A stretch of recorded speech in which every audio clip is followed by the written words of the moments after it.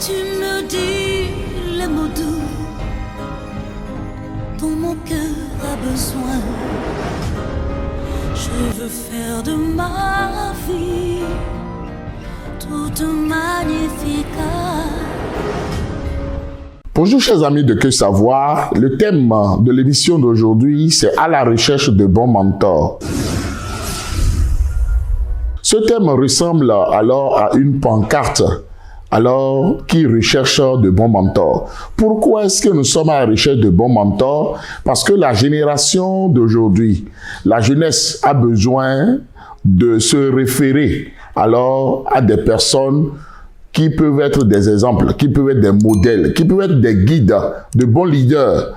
De bons leaders qui diront, faites comme nous, ne faites pas ce que vous êtes en train de faire, ne vous laissez pas alors briser par le fait que vous soyez des jeunes, mais soyez des modèles tels que l'apôtre Paul l'a dit à Timothée.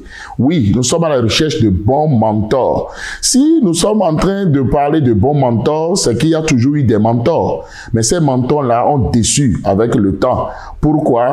Parce que ce sont des mentors qui sont devenus jaloux de leurs disciples, de leurs filleuls, des mentors qui sont rentrés dans des guerres de leadership avec alors ceux-là qui sont en train de mentorer, des mentors qui sont devenus alors des ennemis farouches de ceux-là qu'ils ont suivis et qui sont en train de relever des défis.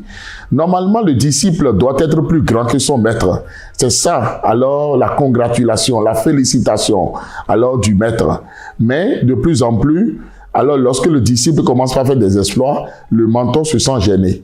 Le mentor, étant dans un culte de personnalité, se dit, ce disciple-là est en train de vouloir me dépasser. Comment faire pour le stopper? Comment faire pour l'arrêter? Comment le vilipender? Comment le détruire? Comment ternir son témoignage? Ça ne doit pas être le cas. Non, non, non et non. Nous sommes à la recherche de bons mentors.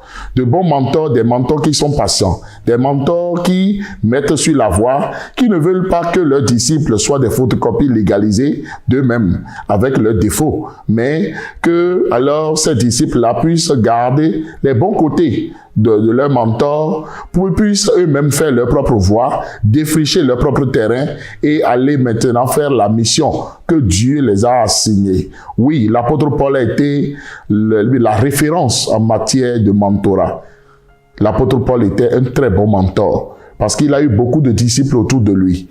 Nous pouvons citer Silas, Tite, Jean-Marc, Aquilas et Priscille et j'en passe. Oui, un mentor qui s'est fait entourer des jeunes et qui les a coachés à être vraiment la meilleure version d'eux-mêmes. Oui, aujourd'hui encore, la jeunesse, nos enfants, les élèves, les étudiants et dans tous les domaines, on a besoin alors de bons mentors.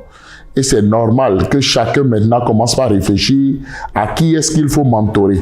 Qui doit être le disciple de qui? Et comment rechercher un disciple? C'est l'amour qui va déterminer la recherche de disciples.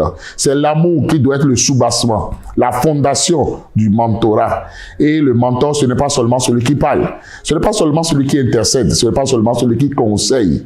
Mais c'est celui qui met alors la main à la poche. C'est celui qui témoigne de l'amour. C'est celui qui donne de son temps.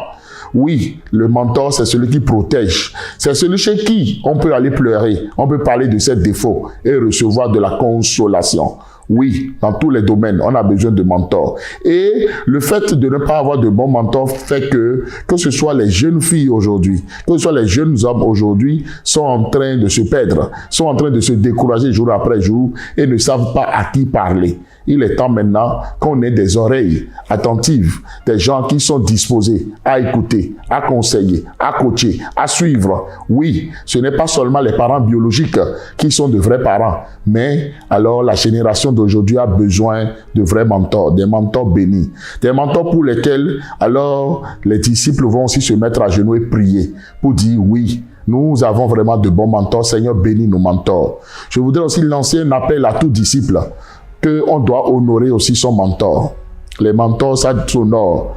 On ne va pas seulement leur dire « Ah, vous êtes de bons mentors » et les fuir lorsqu'ils sont en difficulté. Les déshonorer aussi, les critiquer. Non, c'est bon qu'on soit proche d'un mentor parce qu'après tout, nous sommes des humains. Chacun a ses défauts, chacun a ses qualités. Et c'est pour cela qu'il faut honorer ses mentors. Il faut honorer ses pairs. Oui, il est temps maintenant d'apprendre à le faire.